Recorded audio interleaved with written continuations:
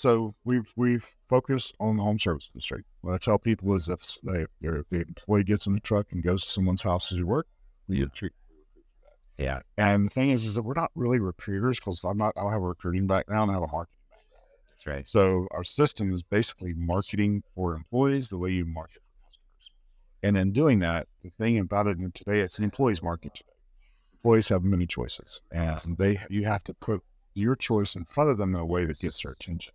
So the thing that makes us different, well, there's nothing wrong with job boards. Indeed, simply average recruiters are there for a reason, but there's a lot of separating the wheat from the chaff there. And so what we do is we take off of there and we do all of our recruiting through social media, through Facebook and Instagram, because that's where people are spending their time, about 2.5 hours every day on those channels. And we will put the ad in such a way that it gets their attention when they're just scrolling through their news feed, whether they're looking at the latest brisket knife or the latest their friend's kid's soccer game or what somebody had for breakfast, and then there's a job ad. Welcome to the Koolers Lifestyle Podcast. I'm your host, Matt Kuehlhorn, and I'm excited to have you join me as I interview community members and business leaders from the communities in which I live, work, and serve through my business Cooler Garage Doors. We're going to bring you highlights on characters in our communities. Why? Because community matters, and I want to know more about who is behind our business and leadership in order to understand and support the community fabric that our relationships make up. And collectively, we can build stronger communities that support our lifestyles, our youth, and our health.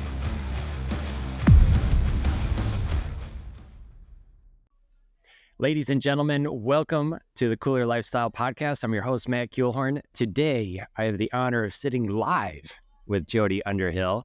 We're at Vertical Track. Jody is the founder and owner of Rapid Hire Pro, and I'm really excited to talk to you. Our pre-recorded conversation has already been fascinating, and so I'm excited to get into it. Thanks so much for joining. Oh, it's my pleasure. Glad to do it. Yeah. Looking forward to it. Awesome. All right. So you kind of teased this in our pre-conversation, Jody, but where did you grow up? So I was born and raised in what I call the thriving metropolis of Okeechobee, Florida, which most people can't even never heard of it, much less be able to pronounce it. Yes. It's the big lake in the middle of the state, of Florida, and there's more cows than people there. People always ask me about my southern accent, if I'm from Texas or Oklahoma, and I tell them I'm from Florida, but I'm from the part of Florida that looks like Texas and Oklahoma. So more cows than people. Yeah, right on. So was that, that was rural. Was it a lot of freedom? Oh, yeah. Freedom? Yeah, because I was raised on a ranch. Yeah. So the good part about being raised on a ranch is a lot of freedom. The bad part is there's a lot of work. So I learned a work ethic very early on. Yeah, I get that. All right, how'd you get out of that area? Did you go to school? Actually, I went to school for one semester. Yeah. I went to college for one semester and went directly to work. I'd worked from the time I was 8 years old. I started working, and my dad, even though we had a ranch, my dad was a barber. I worked in his barber shop as a shoe shine boy from the time I was 8. Okay. When I was 12, I went to work at the livestock market because in Okeechobee, it's the second largest livestock market in the country, and which no 12-year-old should ever work at a livestock market. Just want to go ahead and say that. It was a different time. Yeah.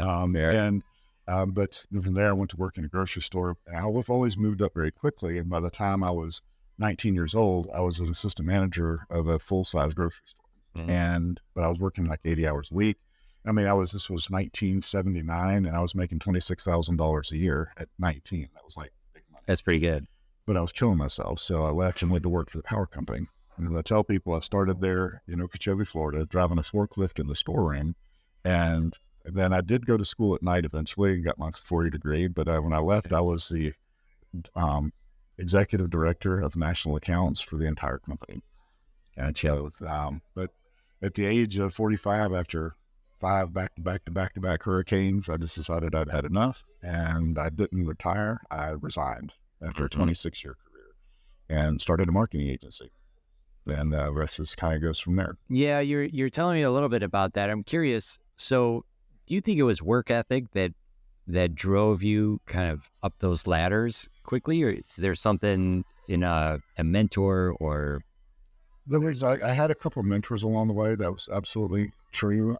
Whenever I went from working in the store and working in the engineering department, I didn't have a degree, but I had a sort of a sponsor, right? Somebody that believed in me, that saw the potential and kind of sponsored me through that. And then whenever I moved over into the construction side on the driving the supervising crews, there I had someone again who believed in me because I was the youngest crew supervisor in the history of Florida Power and Light.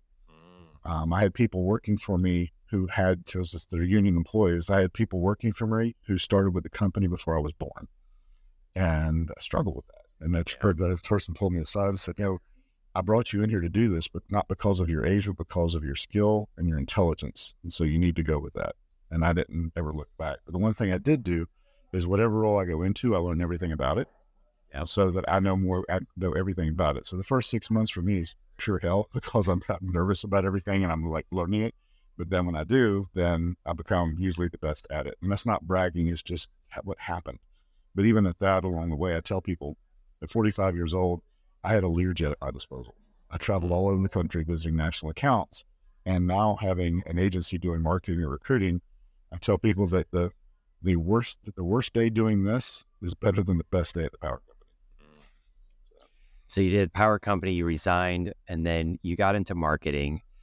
And what was the real driver for that? Was it a simple opportunity or was there real interest? No, whenever I left the power company, because I didn't have any real world experience working in business. So I bought a franchise. Franchises never fail. And I mean, most of the time they don't, but what tends to fail is the people behind the franchise. And I learned after about a year and a half that it was a coaching franchise helping business owners. And what the real business owners really needed, instead of somebody helping them become the CEO, they needed more business. Because it's kind of hard to focus on being a CEO when you're trying to keep the doors open. Yes. And so that's what got me into marketing. And I started in marketing doing video marketing because I was doing digital marketing in 2009. Whenever there weren't things like Google My Business. There weren't, everything we did was like videos or trying to build stuff on Twitter and Facebook and even like Squidoo lenses back in the day of those micro blogs from there. And then kind of grew that to a 7-figure agency within about a year, which is kind of unheard of for little marketing agencies to be able to do. Yeah. But again, I learned everything about it, and the software that we were using, I became the number one user in the world of the video distribution software. And I got invited to speak on stages. And I was talking earlier, that's where I met Tommy. Yes. And so we just continued to go from there. And full circle, when I walked off that stage, people came up to me and asked me if I had a coaching program. Because I was talking about how I had been successful in a year's time, and I had no intention of doing that. I was a single guy living in Palm Beach, Florida. I was going to San Diego to talk and party and have fun and go back and run my agency. Yeah. But I had so many people ask me about it that I started a coaching program. So I kind of came full circle back to then coaching. And the irony is, the thing I didn't know anything about when I worked at the power company was how to talk to people other than other executives or how to get business. Yeah. So as a power company, customers don't have a choice. I tell people I didn't have to make them happy. I just had to make them less mad. Right. So in that process. And so then again, I had to learn everything, but I learned networking and I learned sales. Hey everybody, this is Luke from Koolers Garage Doors. Just want to take a quick second to talk about our sponsor, Sommar Garage Door Openers. We believe Sommars are the best in the business when it comes to garage door openers. We always recommend them for residential installs because of the many features they have, such as Wi-Fi connectivity and safety features like a fixed chain that runs along a secure rail for a quiet and safe operation. Click the link to find out more about Sommar Garage Door Openers.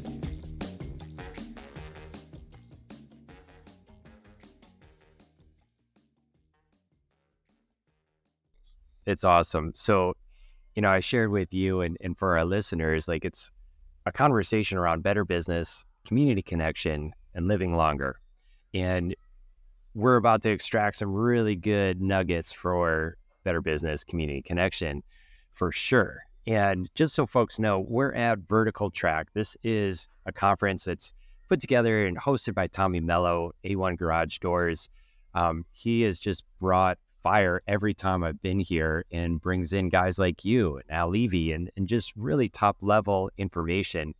So I just wanted to give a shout out there. We're literally outside of the auditorium and in Jody's booth. So as far as networking goes, I want you to share the 4 questions because for our listeners, listen up, grab a pen and paper, because I think if anybody has introversion, this is just a great system that can move one outside of that and be super effective? Would you mind sharing those? Oh, so the thing is and I didn't invent it. I learned it, right? Yeah. So it was whenever I bought this coaching franchise, they taught you, I went to their training and they teach you to go join the chamber and then to go to networking events. But they don't teach you how to network. They just tell you to go do these things.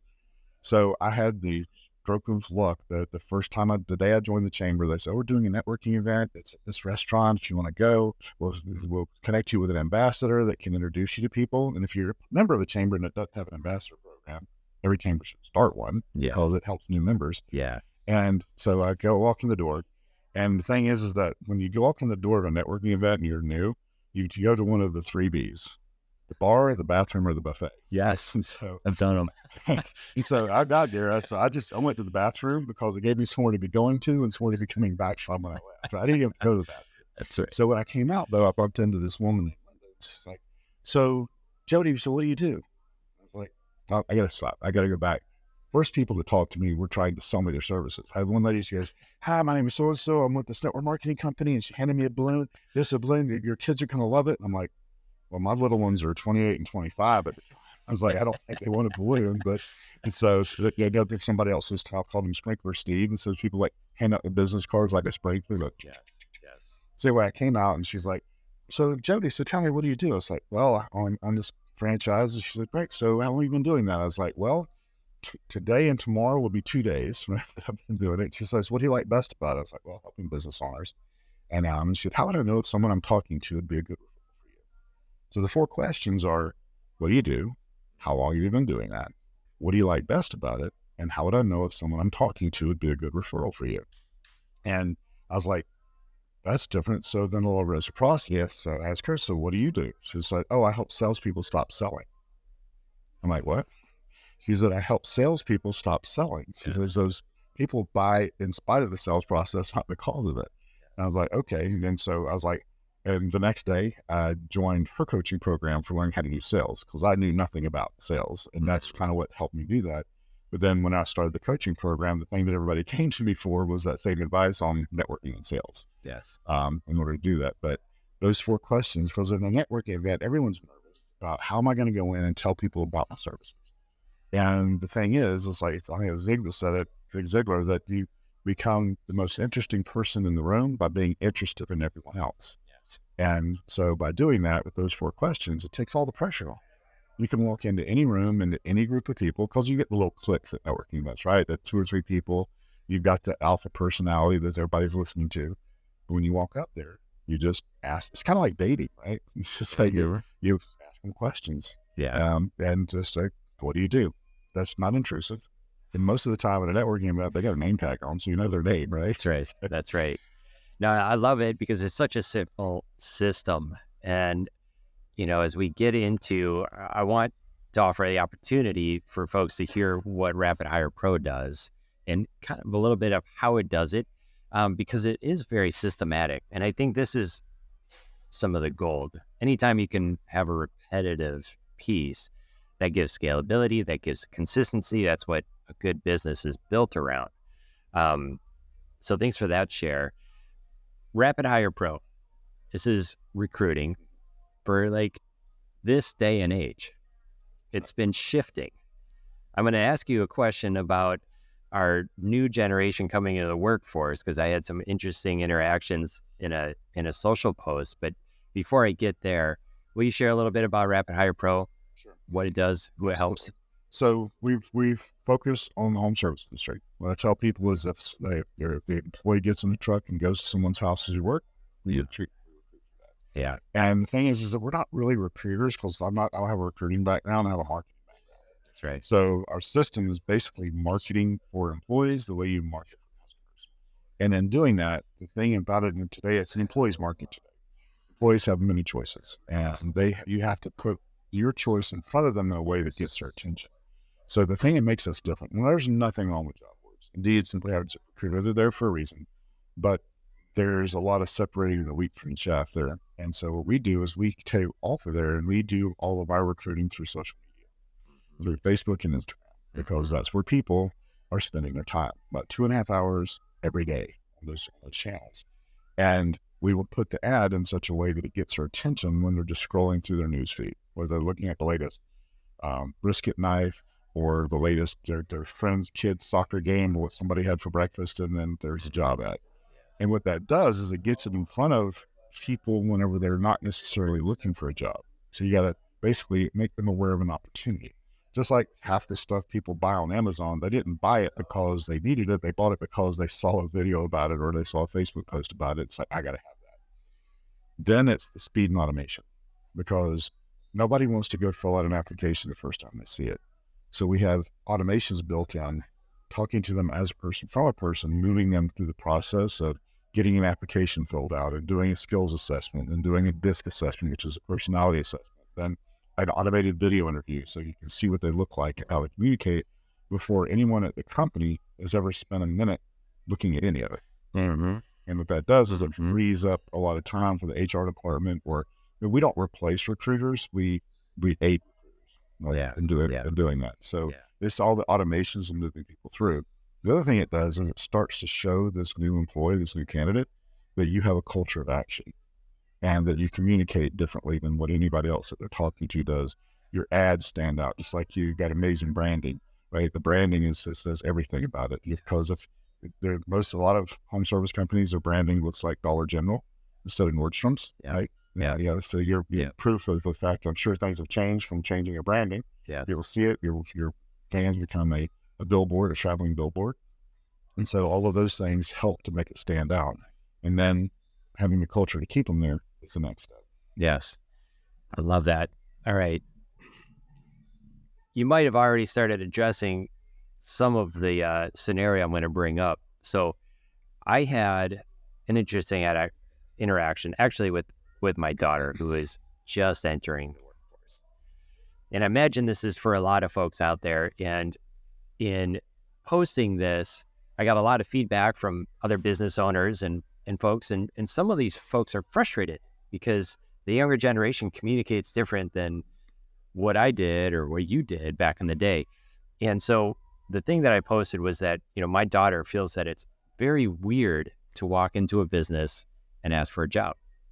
Right. Because they expect to find it in another way. Yeah. They don't expect to have that face-to-face interaction. Yes. And it's also very intimidating for them to do that. Yes. Because they haven't done. I mean, come on. Let me ask you, how old is your daughter? 14. Right. Has she ever texted you from her bedroom when you're sitting in the living room? Absolutely. That's how they communicate, right? That's what I mean. It's like, it drives me crazy. It's like, I mean, my wife and my daughter will be arguing on text. I'm like, go talk to her. She's in the other room.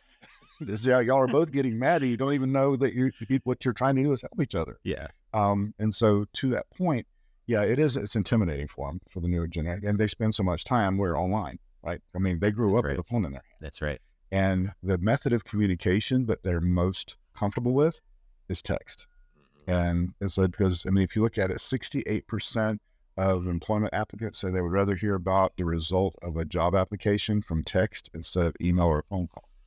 68%. That's significant. Yeah. So for folks that are hiring or looking for labor, it's not necessarily, it's okay for anybody to be frustrated, and yet that's not effective, right?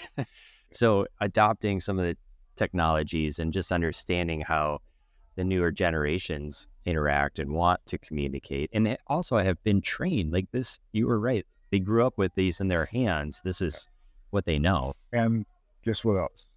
They're used to being nurtured. So main thing we do is we call them nurture sequences. You have to nurture, just like a customer lead, right? You got to nurture that lead in order to be able to get them to book the call for you to go out and do work at their house. You have to nurture these employment leads the same way. Yeah. It's like, and you don't know, hey, go fill this out. And it's like, hey, Matt, we're so glad you're interested in a position here. Here's, we got the next step in the process is doing this, this, and this. We're excited to see the next step. And you have to make them that, you're excited that they're interested in the position. And a lot of, especially older school people are like, if they want a job here, they need to do the things that I want them to do. They need to do this and do that. And you can tell that because there's a couple of things that they do. And I see this not just in home services. I see this anywhere people are trying to hire people, is they write their job ads like they would never write an ad for a customer. So they write the ad, it's like, we're looking, so for instance, if you want to garage doors, right? We're looking for homeowners that have a 3-bedroom, 2-bath house with a 2-car garage, that pay their bills on time, have a 780 credit score, and need us to come fix their garage door. Give us a call and we might come help you. Yeah. You'd never do that, but that's how people write their job ad. We're looking for an experienced garage door technician that has this, and this, and a clean driving record, good said, blah, blah, blah. And then they don't even tell them how much the job pays. So you have to start off with why. Right? Why should they want to leave where they're at and come work for you? And it's when you help them understand that why, it goes a lot smoother. But even at that, you still have to nurture them every day. So we put people into a 7-day nurture sequence for each step. And we do crazy things like get down to day 4, send them a picture of a pet. So do you have a dog or a cat or a goldfish or anything? What do you got? We have Rosie, little pit bull. Right. So we get the picture of Rosie the pit bull, and we send that out with a text. And it's like, this is our mascot, Rosie. Every time somebody completes an application, Rosie gets a treat. If you complete the application, Rosie's counting it. And it seems kind of childish, whatever, but it gets conversion, gets their attention. It looks different than what everyone else is doing, because the other thing today is people want to know they're coming to work somewhere that sort of gets it. You know, it's has culture, it's fun, and it's like, wow, if they're doing this is I got to at least check this out. Yeah. What I like about that, Jody, is it's not saying make it super easy, but the word is nurture. And you're still able to go through some checks and balances along the way to be able to vet, to be able to pre-qualify before there's a lot of time spent. And I mean, we're putting them through the paces, but we're doing it nicely. Yeah, we're not a drill sergeant, right? Yeah. We're sort of helping them through the process. Yeah, that's awesome. So you mentioned culture a ton. I've shared I'm a big culture. I think one of my most important jobs is to build and protect the culture for Koolers. And I can only get better at it. So you shared some of the pieces of, from the stage yesterday around awards and different incentivizing pieces that can be indoctrinated into culture. I guess one question, just how do you think of culture in general? Culture in general has to come from the feeling that the person has coming in the door of the office. Whenever they walk in, what is that feeling they have when they walk in the door? Yeah. The reason I left the power company at the age of 45 after 26 years, when I walked in the door, Sunday evening, I started the sick feeling in the pit of my stomach because of having to walk in that door Monday morning. Yeah. And I had a great job. Like I said, I had a Learjet at my disposal, and I had that sick feeling. Yeah. And I promised myself when I left there, I was never going to do anything again that gave me that feeling. And I wasn't ever going to ask anyone who worked for me to have that sick feeling in the pit of their stomach. I wanted them to know, you don't have to wake up on top of the world excited singing songs to walk in the door, but you have to walk in the door knowing that you're appreciated and knowing that you're making a difference. Because another thing is knowing that the company cares about you and what you're trying to attain yourself. Because that is so missed today as everybody's focused on making the dollars, and that's fine. But what I found is the more that you help your employees attain their goals, the more vested they are in helping you attain the goals of the business. Yeah. So for us, the culture side comes from, it's not always monetary. It can just be recognition of the fact that they did a great job. The other thing with culture is a big driver of culture should be your core values. And I have this conversation with business owners a lot. I tell you, they say, oh, why should somebody work for you? I have a great culture.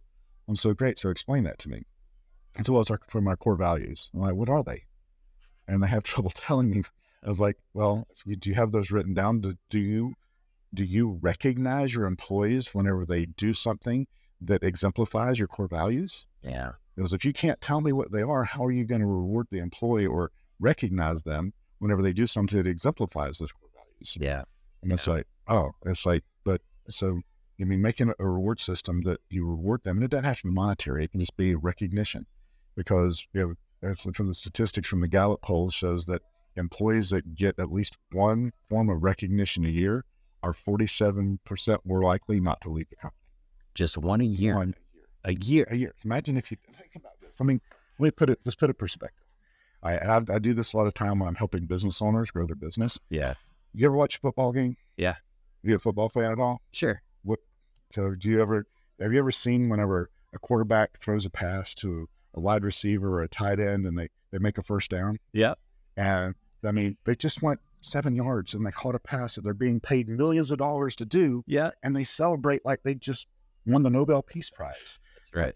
I mean, they're just doing their job and they celebrate that. Imagine if you just had a small celebration for your employees doing a great job, doing it, not even just doing what they're paid for, but doing a great job. Yeah. How much farther that would go. So if it increases that much for one recognition, what if it was 2? What if it was 5? What if it was 6? And it doesn't, and I'm not saying everybody gets a trophy, because I'm definitely, I'm a firm believer in you need to be rewarded for the participation and the achievement that you made, not just because you showed up. Anybody can show up. Yes. But those are the things that make the difference. And it doesn't have to be supervisor to employee recognition or owner to employee recognition. Also, studies show that there's 36% improvement in productivity from employees who receive peer-to-peer recognition. So, how does a company foster peer-to-peer? By basically putting a program in place that's basically like catch somebody doing something right, because we're all so eager to catch somebody doing something wrong. And the way society is, it's just, we look at companies based on their reviews on Google or Facebook or whatever. But coming from the power company, I came from a world where you do everything exactly correct. Best grade you get is a C, right? Because there's only 2 times you think about the power company, and neither are positive. You get your bill every month and when the lights go out, because otherwise you expect it to work. So we kind of get that same rut with employees, but it's like instead of catching somebody doing something wrong, catch them doing something right. And so when you foster that, it's and putting it in a way that you don't make other people feel bad that they didn't get recognized is the trick, but it has to even out. But just like I said, you don't have to go whole hog and make this huge thing. Just start small. Start small and let it build, because it will build and it will continue to grow. And that's what causes people to stay. Yeah. I love that. And the emphasis on that is to just start, and it doesn't have to cost money at all. Because there's intangibles. Yes. So I talked about the recognition of the things that you can allow someone to do that doesn't cost money. One of the things I talk about when we run job ads, it's like, they're like, we have health and we got this and that. I was like, okay, do you have continued coaching and growth? I'm like, well, yeah. I'm like, that's a benefit that no one else is listing. Yeah. Like, do you let them dispatch from home? That's a work-life balance benefit that doesn't cost you anything. You're already doing it. If you don't do it, don't say you do it, right? But with that, but can you reward them in a way that's not costing you monetarily? And there's a lot of ways that you can do that. I mean, it could be company swag. I mean, you got cool swag. I'm sure everybody like, I could get one of those the shirts with the cool Hawaiian flowers on it. And if you don't, your head says, okay, you got to do this. When you do that, then I get rewarded with that. Something you already have, but not everybody has it. That's right. Right. That's right. Just those, it can be those small things that mean so much. Yeah, absolutely. All right. So let's say that somebody's listening and they are hearing this about culture and they recognize that they haven't been intentional about culture. Maybe it sucks. Do you have recommendations on shifting that? Where do we begin? So the first thing, if we don't have money to really invest in that. Yeah. Well, do you know how much a box of Bisquick cost? In a bottle of syrup? Yeah. I don't want to say a name because I might be politically incorrect. Log cabin, I guess that was safe. You have some about Bisquick, some butter, and some log cabin syrup. Yeah. And you can get a Blackstone grill for like $200 and cook them breakfast. Yeah. Just do that once a month, right? They look forward to it. Little things. So one of the things that really just made me dawn on how this works is when I was at the power company, we provided those crews everything, right? They had Gatorade mix. So we had the people filled up their water coolers for them because their job was to go build power lines. We didn't need them wasting time filling up water coolers and everything. So they had everything at their disposal. But when I'd go visit a crew, if I took them drinks, some Gatorade or Coke or whatever, they looked at that as like, oh my God, thank you so much. Because those other supervisors, they come out, they don't bring us anything. It's because their mindset is, well, you got a cooler full of stuff. Why should I bring you anything? It's back to the whole thing, the old Christmas story. It's not about the value of the gift. It's the thought that counts. Yeah. And you'd be surprised how far just the thought of the little things can go. Yeah. I mean, having it so that they can do that. One of the cool things that we had, there was a company in Tucson, Arizona. And one of the things that was the biggest comments on the ads that we ran for them that made the biggest difference is they have a fully stocked bakery. And it was like, everybody loved that. And I was talking to another company, and they're like, we tried that, and people just took advantage of it. It's like, and you wonder why your culture sucks. It's like they can only take advantage of it if you feel like it's been taken advantage of. That's right. Right. That's right. So if you make it plentiful for them, they won't feel like they have to take it all. Yeah. Continue to put as much there as you can, and they will look at it as, okay, I'll just take what I need now because I know it's always going to be here. Yeah. Yeah. It's an interesting one because I know there's a lot of folks that talk about, sometimes there's games or there's nap rooms or, all these little subtleties, but it's really got to be driven to authentic caring. And, I know you and I have connected with around Keith Cunningham in the past, and he's one of my mentors that I've learned a lot from. He talks about the apology and just being the opportunity. Like if we really needed to reset it, starts with the owner or the leader. Just be like, I'm sorry, I let this go. Reset, and then really follow it up with those authentic, caring actions. And make sure you don't have to have a full-time person doing it, but make sure somebody's in charge. It's on their KPIs, it's on their key performance indicators, the things that they're doing to help.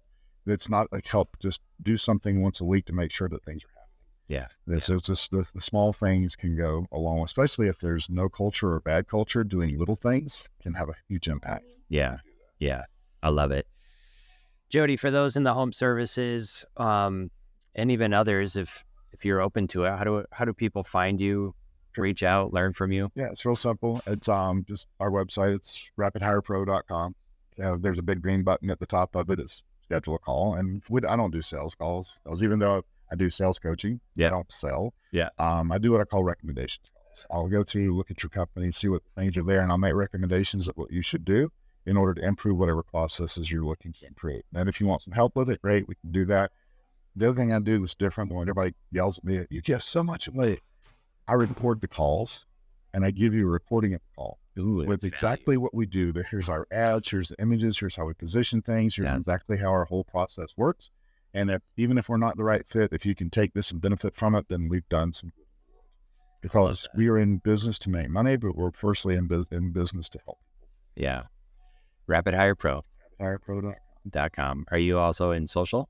Oh yeah. It's the same thing. Everywhere we're on social, it's Rapid Hire Pro. Okay. Cool. It's our YouTube channel.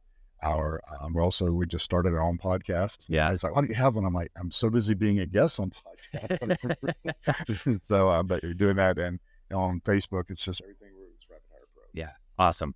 We'll include all those in show notes and make sure that folks know how to find you. Awesome. I love the conversation. You drop so much value. Where does it go from here? Is it closing out?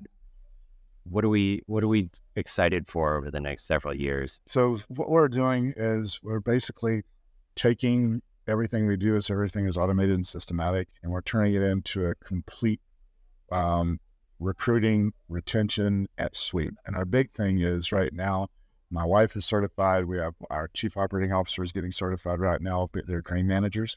Awesome. And for those of you who haven't heard of it, you should get the book Drain Manager and read it. Good book. It's so we're looking at adding that to what we do, because people come to work for their dreams, not yours. And if you can help them understand how to build a roadmap to achieving their dreams. And most people, like I said, don't have $60,000 laying around to pay a drain manager. So if we can help in that aspect, it can help them do that with culture, retention, and also helping their employees achieve their dreams. It goes a long way. Amazing, man. Thank you so much for your time today, Jody. I really appreciate the value you dropped. I appreciate it. Take care. Yeah. Ladies and gentlemen, thank you so much for listening to the Koolers Lifestyle Podcast. We count on your subscriptions, your likes, your shares, and I encourage you to do that now. If you're watching on YouTube, go ahead and subscribe, lower right-hand button. If you're on audio, download this, share it, and we look forward to having you on the next one.